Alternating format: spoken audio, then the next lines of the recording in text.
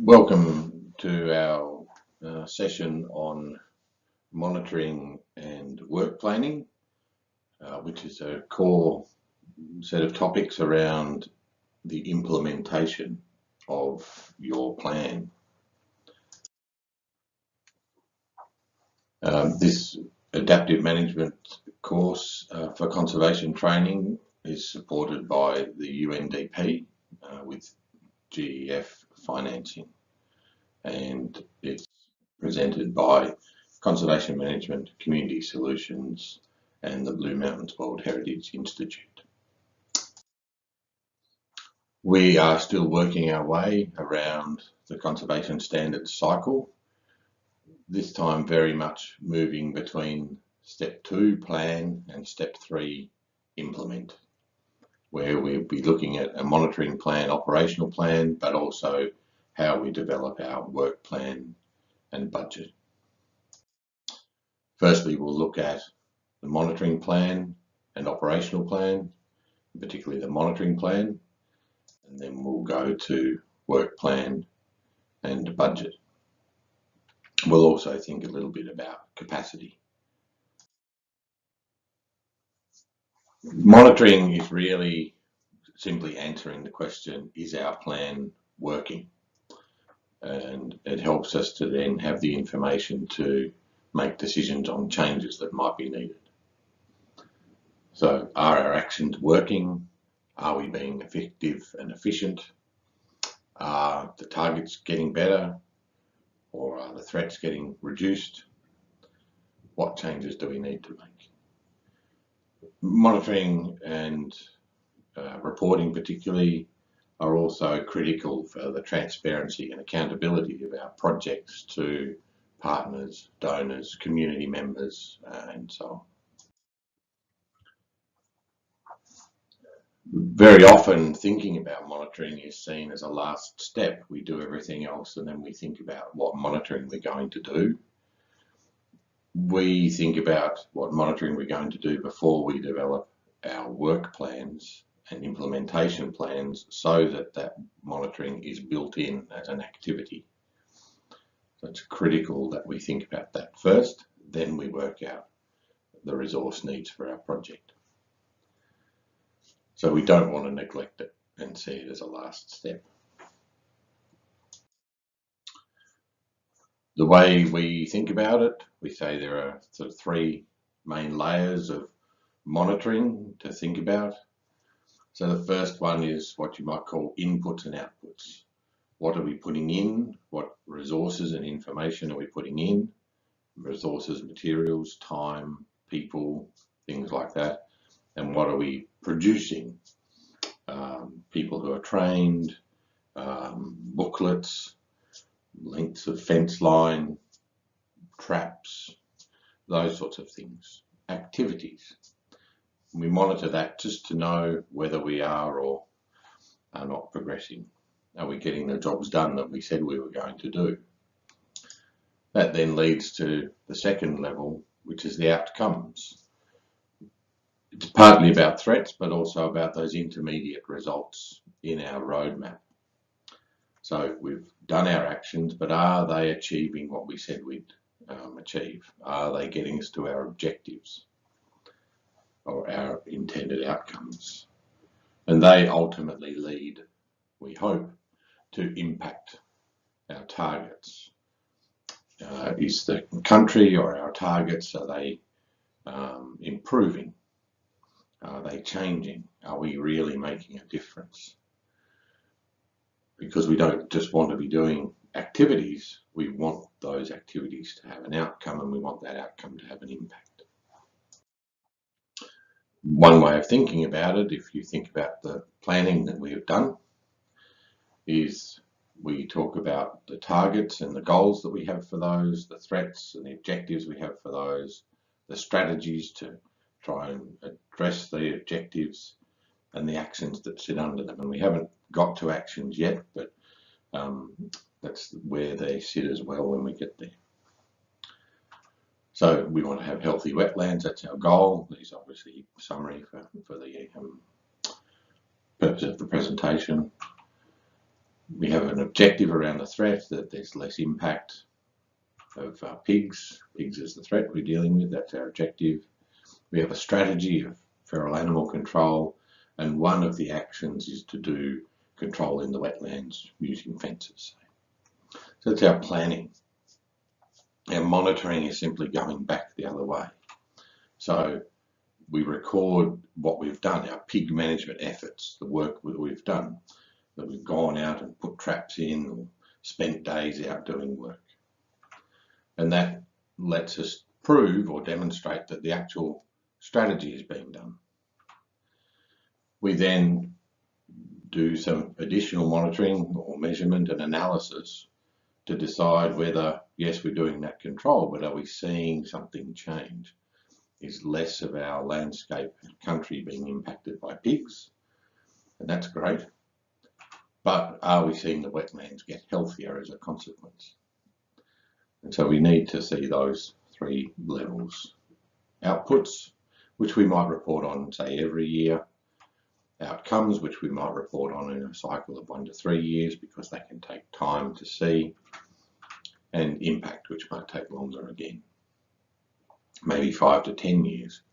Now you might do the monitoring, the data collection every year, but you might not report on the change every year. You might report on it every 5 to 10 years for targets. And that's because in a larger plan, you're not just dealing with one target, you're dealing with many, 8 to 10 probably. And if you are trying to report on 10 targets every year, as well as the threats to those targets every year, as well as the activities you're doing every year, it's too much. Plus, those things just don't change that quickly, that a year-by-year report is really going to tell you a great deal. So changing the frequency of reporting really helps to spread that load out. The more we measure, the more confident we can be. So on this graph, on the left-hand side, the cost is going from bottom to top. On the right-hand side, our confidence in the impact we're having, bottom to top, and time across the bottom. So when we're measuring, or when we're doing a monitoring of our strategies and actions, it doesn't take long to see that we've done them or we haven't. And it doesn't cost much to measure whether that's happened. But the further along we go, typically the longer it takes to see changes, the more expensive it is, but the more confident we can be that the work we're doing is achieving what we want to achieve. We need to do all three. We ultimately want to build our confidence. So we use the result chain or the roadmap to give us this information. So here we've got our target salmon, our strategy on the left-hand side, motivating farmers, some outcomes along the way, changing agricultural practice, diverting surface water, restoring the river flow. So we have an impact measure, the number of adult salmon returning to spawn. We have some outcome measures, water flow measurements, have we restored the river flow? Have we seen water volumes change? Have we seen conversion of hectares change? So they're our outcomes, and then we have some output measures from activity, the actions and steps being implemented, money spent, staff time, things like that.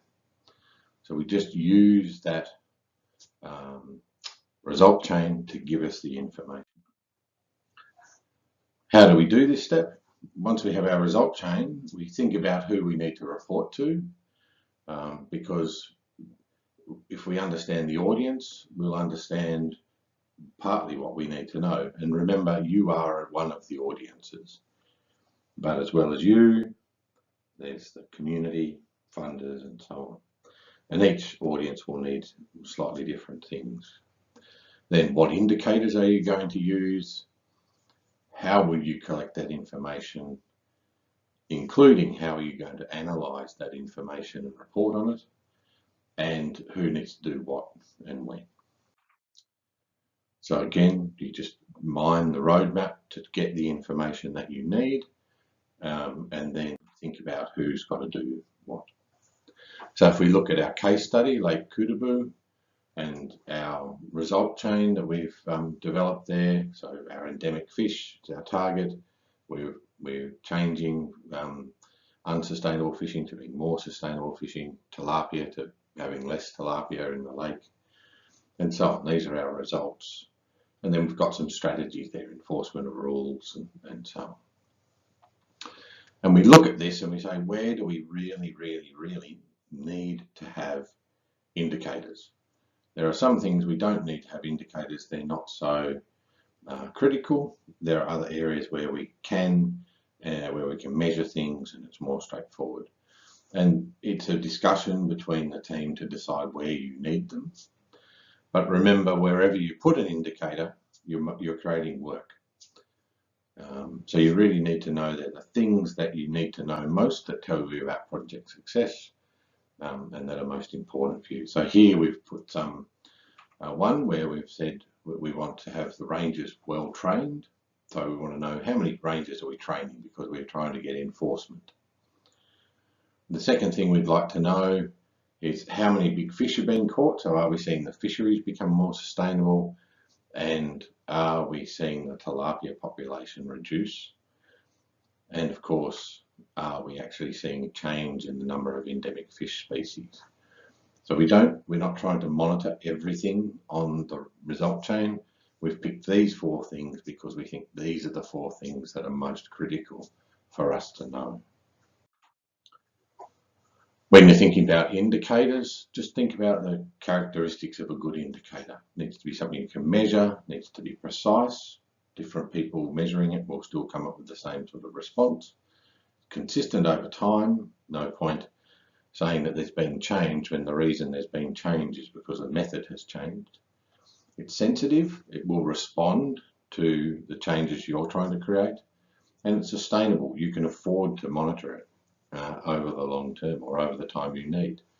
There's no point having an indicator that costs you half your budget to measure every time you do it.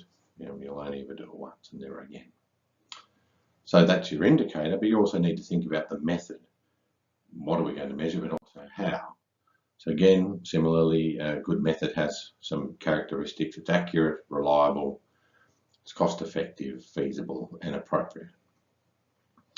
So the indicator has characteristics, the method has characteristics as well.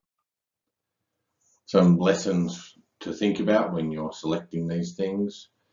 Remember to go back through the existing material. We'll say this time and again. You've done so much thinking in your threat tables, in your viability table, later on in your threats and your threat ranking, in your situation analysis, in your result chain. There's thinking about indicators all the way through, goals and objectives. Make sure you go back there and look. The health table or the viability table is a really good place to look for indicators. Don't set up a monitoring plan you're never going to use, waste of time, and never monitor something that isn't going to help you make a decision. So don't monitor something unless the result of that monitoring is going to tell you something about whether you need to change what you're doing or keep going with what you're doing. So you need to prioritize your monitoring based on budget, impact, those sorts of things. So keep it simple, try and prioritize monitoring that's going to work across a bunch of areas. Think about what resources are available and think about where you've got existing data or baseline data you can always you can use. And peer reviewing is really important, and this is where research scientists and so on are particularly important to really help to make sure that the answers you get from what you're monitoring actually will tell you something. It's very easy to design a bad monitoring program. There are many different ways of doing this. A simple table is a good option. What's the indicator? Method, when are we going to do it? Where's it going to happen? Who's going to do it? How much will it cost? Where's that money coming from? A couple of additional columns that we sometimes add on are and where's the information going to be stored, and what decisions will we make as a result. We'll talk a bit about that tomorrow again in the next session. So this is an example from the management planning guidelines that you already have, which again talks about those sorts of tables: frequency, method, resources required, responsibility, and so on. So very standard sort of approach. We're just using all the thinking we've done before with the result chains to really make sure that we're targeting our monitoring very specifically. How to reduce it: think about low cost alternatives to detailed monitoring programs. Do it less frequently than not at all. So if it's expensive to do, but if you did it every third year you could afford it, do that. Partner data is really useful, and get local people involved where you can. Remember, it takes time and money, so you need to put it in the work plan and budgets, which is why we're doing it now, so that you're able to think about these sorts of costs in your work plan when we do the work plan in the next step. So it doesn't always need to be complicated or costly. Try and find simple approaches.